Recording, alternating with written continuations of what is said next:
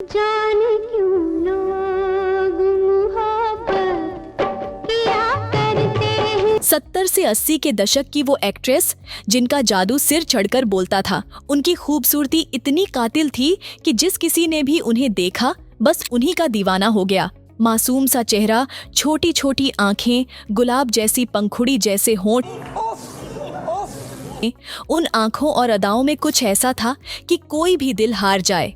सारे शहर में आप सा कोई नहीं। उस दौर में उन्होंने कई सुपरहिट फिल्में दी और हर किसी की जिंदगी में अपने हुनर से रंग भर दिया। लेकिन क्या आपने सोचा है कि इस खूबसूरत अभिनेत्री के साथ ऐसा क्या हुआ कि उनका जीवन कभी हंसी मजाक और शगुन से भरा नहीं रहा। फिल्मी करियर के शीर्ष पर रहते हुए इनका दिल एक मुख्यमंत्री के बेटे से जा मिला और फिर इन्होंने बॉलीवुड को अलविदा कह दिया। जीना नहीं चाहती, मैं मरना चाहती हूँ। शादी के कुछ दिन बाद ही यह अभिनेत्री विधवा हो गई। अब कहिए, क्या यह कोई फिल्म की कहानी लगती है? और फिर हद तो तब हो गई जब एक प्रसिद्ध सिंगर ने इनके घर के बाहर धरना दे दिया और उनके हाथ की मांग की। जी हाँ, वही सिंगर जो इनसे 20 साल बड़ा था। 20 साल बड़ा। क्या लगा था इसे कि इन्हें अपनी आवाज का जादू दिखाकर खुद को जवां बना लेगा? क्या रोमांस था भाई, इतना सारा ड्रामा और इमोशन। लेकिन जिंदगी की फिल्म में आखिरकार क्या मोड़ आया? आपको क्या लगता है, इस अभिनेत्री का जीवन क्या चॉकलेटी हीरो के साथ रोमांस करने से खुशियों की गाड़ी पर चढ़ गया था या फिर कुछ और था? गया हो गई प्यार की हर तमन्ना जवां। कैसे पल दो पल की खुशियों के बाद इनकी दुनिया एक झटके में तबाह हो गई और फिर कैसे ये एक बार फिर विधवा हो गई? क्या हुआ था जब इनको लोग मनहूस और अपसगुनी कहकर जिंदगी जीने के लिए मजबूर कर रहे थे? जी हाँ, हम बात कर रहे हैं एक ऐसी अदाकारा की जो कभी भी किसी को दुख नहीं देती थी, फिर भी खुद ही दुखों के पहाड़ के नीचे दबती चली गई। सालों बाद भी आज ये खूबसूरत अभिनेत्री अनगिनत दर्दों को समेटे अपने जीवन के सफर को जी रही हैं। क्या हुआ था? खुशियों के बाद क्या ऐसा कर्ज चुकाना पड़ा जो पूरी जिंदगी भर चुकाया नहीं जा सका? सीना बड़ी खूबसूरत है तो मुस्कुराती हुई कोई। आपको यह जानकर ताज्जुब होगा कि यह अभिनेत्री जो अपने वक्त में सबसे ज्यादा आकर्षण और मासूमियत से भरी थी, उसकी जिंदगी में हमेशा दुखों का क्यूट सा ट्विस्ट आता रहा। क्या आपको नहीं लगता कि कुछ फिल्मी कहानियां असल जिंदगी में भी सच हो जाती हैं? आज हम बात कर रहे हैं उस मासूम, खूबसूरत और संस्कारी अभिनेत्री की, जिनकी जिंदगी को लेकर कई रहस्यों और कश्मकशों का ताना बाना है और इनकी कहानियों में ड्रामा, इमोशन और चौंकाने वाले पल छुपे हुए हैं। दोस्तों, हम बात कर रहे हैं चाइनीज डॉल यानी लीना चंदावरकर की। अगर आप भी इस सस्पेंस और दर्द भरी कहानी के बारे में जानना चाहते हैं तो बने रहिए हमारे साथ 7 NES रिवाइंड पर।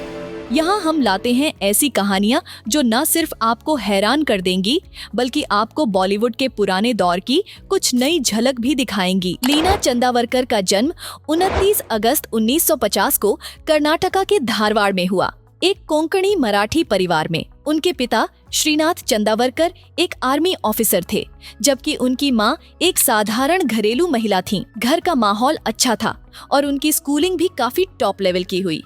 लीना पढ़ाई में तो अव्वल थीं, लेकिन दिल तो उनका हिंदी सिनेमा की ओर ही खींचता था।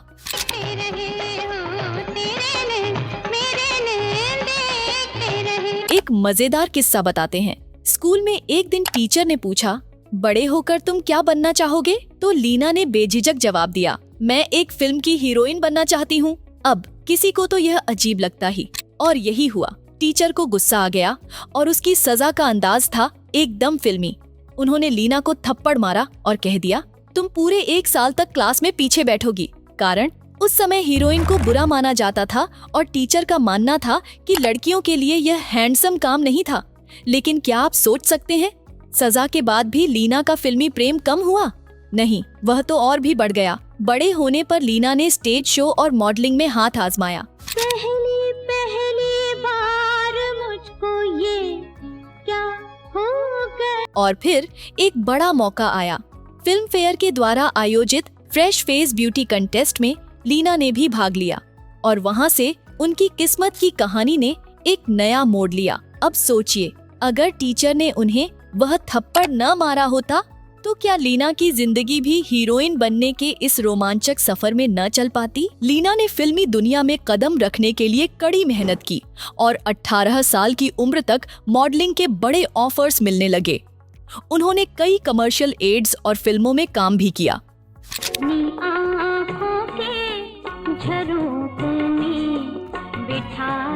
फिर आया एक बड़ा मौका। जब लीना ने छुपकर फिल्म के ऑडिशन दिए तो एक दिन उनकी किस्मत चमकने वाली थी। साल 1967 में लीना ने सुनील दत्त की फिल्म मसीहा के लिए ऑडिशन दिया और पास हो गईं। अब जब घर में यह खुशखबरी लीना ने दी तो उनके पिता को तो जैसे बिजली का झटका लग गया। हिंदी सिनेमा, लड़की के लिए, वो भी फिल्मों में। ऐसा कुछ सुनील दत्त के फिल्मी जादू के बारे में सुनकर उनके पिता ने बड़ा विरोध किया, मगर लीना की जिद और समझाने की कोशिशों के बाद कुछ शर्तों के साथ घर वालों की इजाजत मिल गई। वह शर्तें, जी हाँ, कोई अंग प्रदर्शन नहीं, किसिंग सीन तो भूल भी जाओ और कोई भी आपत्तिजनक रोल नहीं। वर्किंग टाइप पेरेंट्स तो ऐसे होते हैं। लेकिन फिर किस्मत ने एक और ट्विस्ट लिया। जिस फिल्म के लिए लीना ने इतनी मेहनत की थी, मसीहा, वह निजी कारणों से बंद हो गई। दुख जरूर हुआ क्योंकि यह उनकी पहली फिल्म होने वाली थी। लेकिन जैसे कहते हैं ना, जब एक दरवाजा बंद होता है तो दूसरा खुलता है। लीना की किस्मत में नया मोड़ था। उनकी मुलाकात सुनील दत्त जी की पत्नी नरगिस जी से हुई। नरगिस जी के कहने पर सुनील दत्त ने लीना को अपनी दूसरी फिल्म मन का मीत में रोल दे दिया। इस फिल्म में सुनील दत्त के साथ उनके भाई सोम दत्त और विनोद खन्ना भी थे। और मजेदार बात यह है कि यह फिल्म विनोद खन्ना के करियर की भी डेब्यू फिल्म थी।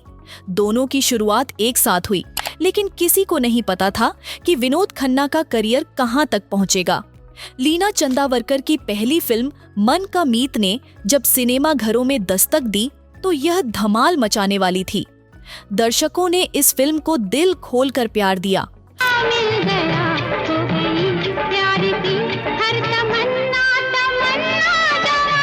और लीना को भी फिल्म इंडस्ट्री में एक हिट अभिनेत्री के रूप में पहचान मिल गई। अब लीना उन अभिनेत्रियों की लिस्ट में शामिल हो गईं, जिनके पास हिट फिल्मों की लाइन लग गई थी। लेकिन लीना की इस सफलता के पीछे सबसे बड़ी मदद देने वाली थी सुनील दत्त जी की पत्नी नरगिस जी। वह हमेशा लीना के लिए एक मेटर की तरह खड़ी रहीं। एक किस्सा है जो आपको जरूर जानना चाहिए।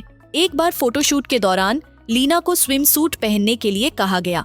अब स्विम सूट और संस्कारी लड़की, मुश्किल हो गया। लीना चुपचाप चेंजिंग रूम में गईं, लेकिन फिर बाहर ही नहीं निकली। जब नरगिस जी उनके पास गईं, तो लीना फूट फूट कर रोने लगी और कहा, स्विम सूट कभी नहीं। और बस इसके बाद से लीना ने कभी भी हिंदी सिनेमा में कोई शॉर्ट ड्रेस या स्विम सूट नहीं पहना। चलिए लीना के करियर के एक और शानदार मोड़ पर आते हैं। उनकी पहली फिल्म सुपरहिट हुई और अब बड़े बड़े फिल्म निर्माता उन्हें अपनी फिल्मों में लेने के लिए लाइन लगाए हुए थे। फिल्में आईं जैसे सरफरोश, कैद, यारों का यार, एक महल हो सपनों का, डाकू और जवान, महबूब की मेहंदी और हमजोली। यानी लीना अब टॉप एक्ट्रेसेस में शुमार थीं। अब अगर आप सोच रहे होंगे कि 70 के दशक में किसकी धूम थी, तो जरा रुकिए। हेमा मालिनी और मुमताज तो सबसे ज्यादा मशहूर थीं, लेकिन लीना ने अपनी कड़ी मेहनत और कुछ ही हिट फिल्मों के साथ इस लिस्ट में अपनी जगह बना ली।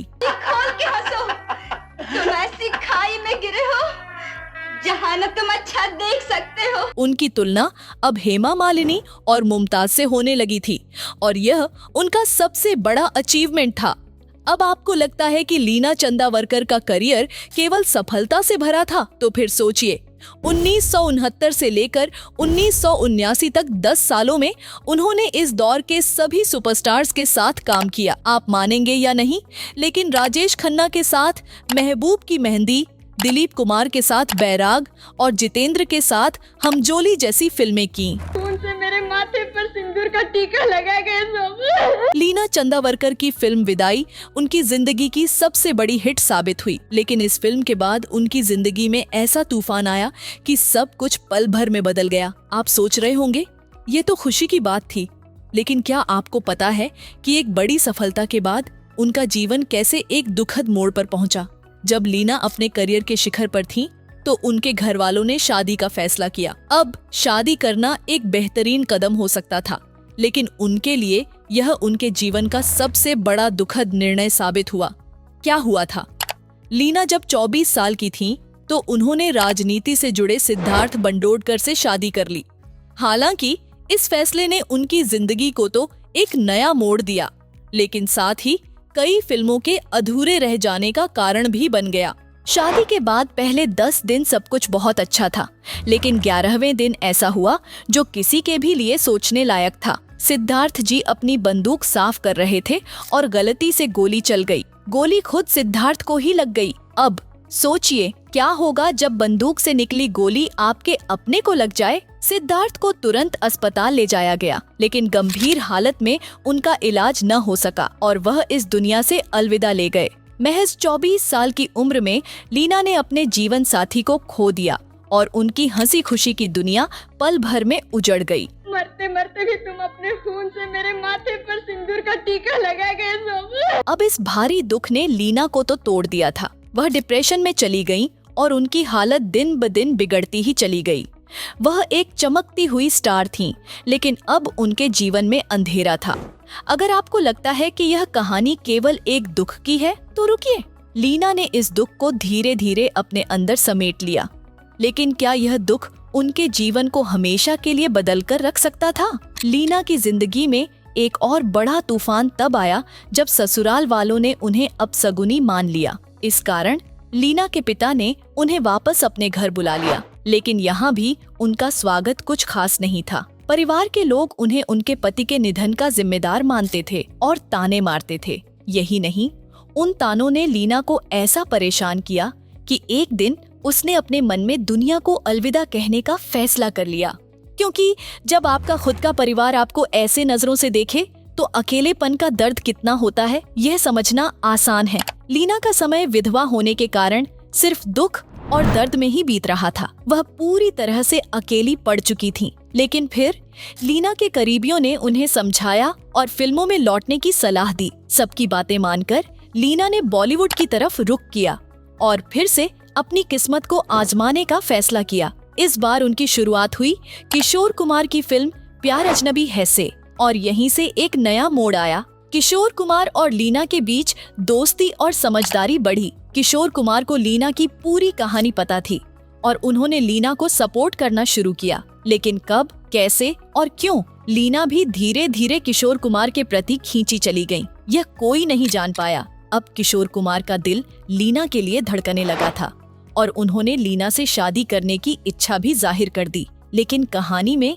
एक ट्विस्ट तो था ही। जब लीना के पिता से इस शादी के बारे में बात की गई तो वह बिल्कुल भी राजी नहीं हुए। उनके लिए किशोर कुमार से शादी करने का विचार तो दूर की बात थी, क्योंकि वह लीना से 20 साल बड़े थे और पहले से ही 3 शादियां कर चुके थे। तो क्या लीना और किशोर कुमार की कहानी में आगे कुछ खास होगा? क्या ये दोनों अपने प्यार को हकीकत बना पाएंगे या फिर किस्मत कुछ और ही खेल खेलेगी? यह तो वक्त ही बताएगा। लेकिन इस कहानी में दिलचस्पी बढ़ाने वाली बातें तो बहुत हैं।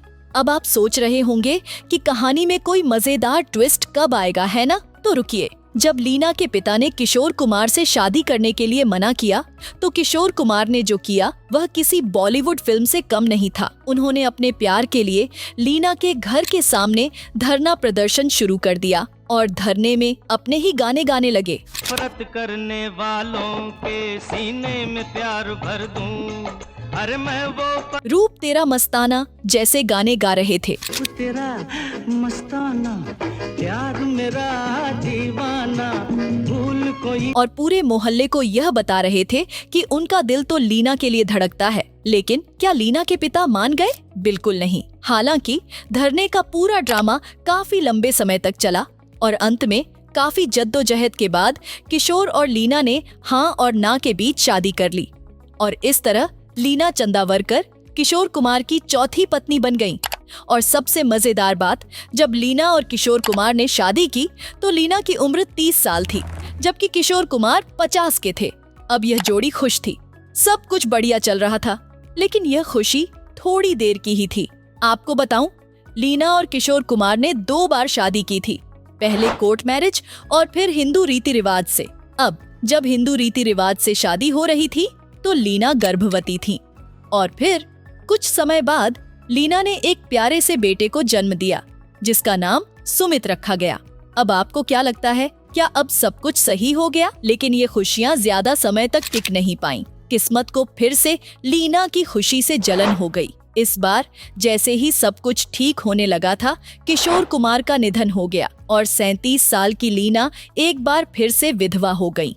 अगर आपको लगता है कि अब लीना की कहानी खत्म हो गई तो यकीन मानिए, ये सिर्फ एक मोड़ था। तो क्या होगा आगे? क्या लीना फिर से अपनी जिंदगी में खुशियां ला पाएंगी या फिर किस्मत उन्हें और मुसीबतों का सामना कराएगी? अब आप सोच रहे होंगे, क्या ये कभी खुश रह पाएगी? तो रुकिए, कहानी में अब एक और दिलचस्प मोड़ आने वाला है। लीना चंदावरकर ने किशोर कुमार से शादी के बाद फिल्मों से दूरी बना ली थी और यह रिलेशनशिप लगभग 7 साल तक ही चली। क्या ला निकालो पैसे। 1987 में जब किशोर कुमार इस दुनिया को अलविदा कह गए तो लीना एक बार फिर अकेली हो गई। लेकिन इस बार वो अकेली नहीं थी, उनके पास था उनका प्यारा बेटा सुमित, जो उस वक्त सिर्फ 5 साल का था। लीना ने इस बार अपनी पूरी जिंदगी अपने बेटे के नाम कर दी। चलो अब इस लड़के को बड़ा करना है, बाकी सब तो फिर भी चलता रहेगा। यही सोचकर लीना ने बेटे सुमित की परवरिश में पूरी तरह से जुट गई। मुझ पे कर तू मेहरबानी। लेकिन जिंदगी का संघर्ष तो कभी खत्म नहीं होता और लीना ने इसे अपने तरीके से झेला। अब इस बार उनके बुरे वक्त में उनका साथ दिया किशोर कुमार की पहली पत्नी रूमा गुहा ठाकुरता। और क्या आप जानते हैं, लीना और रूमा किशोर कुमार के जीते जी भी एक दूसरे से मिलते रहते थे और किशोर कुमार के जाने के बाद रूमा और लीना दोनों परिवारों के साथ मिलकर मुंबई में एक साथ रहने लगे। अब ये सच्ची दोस्ती का उदाहरण था। रूमा गुहा ठाकुरता भी एक बेटे की मां है जिनका नाम अमित कुमार है और अमित और सुमित दोनों भाई भाई हैं। अब सभी मिलकर लीना की देखभाल करते थे जैसे एक बड़ी फैमिली का एक बड़ा सपोर्ट सिस्टम। समय के साथ अमित और सुमित दोनों भाइयों की शादी हो गई और अब वे अपनी अपनी जिंदगी में व्यस्त हैं। लेकिन इस सब के बावजूद लीना के पास उनकी पूरी फैमिली का प्यार और सपोर्ट था। क्या होता है जब दिल से दिल मिलते हैं, यही होता है। तो लीना की जिंदगी में भले ही खुशियां कभी ज्यादा नहीं रहीं, लेकिन जो प्यार और सपोर्ट उन्हें उनके करीबी लोग दे रहे थे, वही तो उनके जीवन का असली खजाना था। क्या कहते हो? अब तक तो पूरी कहानी ने हर मोड़ पर दिल को छुआ है ना? तो चलिए अब हम बताते हैं लीना चंदावरकर के जीवन के उस सफर के बारे में जो कभी आसान नहीं था। आज लीना 73 साल की हो चुकी है और इस उम्र में भी उनका दिल पूरी तरह से जवान है। वह अब भी फैमिली के साथ पार्टीज और इवेंट्स में नजर आती हैं। हाल ही में वह कपिल शर्मा के शो में अपने दोनों बेटों के साथ दिखाई दी। अब सोचिए, जब आप कपिल शर्मा के शो पर होते हैं तो मस्ती और हंसी मजाक तो बनता है और लीना ने भी वही किया। बेबाकी से और जबरदस्त हंसी ठहाकों के साथ शो का हिस्सा बनी। लेकिन क्या आप जानते हैं, उनकी जिंदगी में एक वक्त ऐसा भी आया था जब वह सिर्फ 24 साल की उम्र में 2 बार विधवा हो गईं। क्या कभी आपने सुना है कि किसी की जिंदगी में खुशी और दर्द की लहरें इतनी तेज चलती हैं? लीना की जिंदगी में यही हुआ और फिर भी उन्होंने अपनी हिम्मत नहीं हारी। जिंदगी की कठिनाइयों के बावजूद वह आज अपने दोनों बेटों के साथ हंसी खुशी अपना वक्त बिता रही हैं। अब इन दोनों बेटों अमित और सुमित ने भी अपने पिता की तरह संगीत की दुनिया को अपनी पहचान दी है और उनकी तरह ही शानदार संगीत के क्षेत्र में नाम कमा रहे हैं। दोनों भाई संगीत में तो माहिर हैं ही, साथ ही दोनों अपने परिवार के सबसे बड़े सपोर्ट सिस्टम भी हैं। लीना चंदावरकर न केवल एक शालीन और संस्कारी अभिनेत्री रही हैं, बल्कि वह हमेशा अपनी खूबसूरती से हिंदी सिनेमा की चमक बनी रहीं।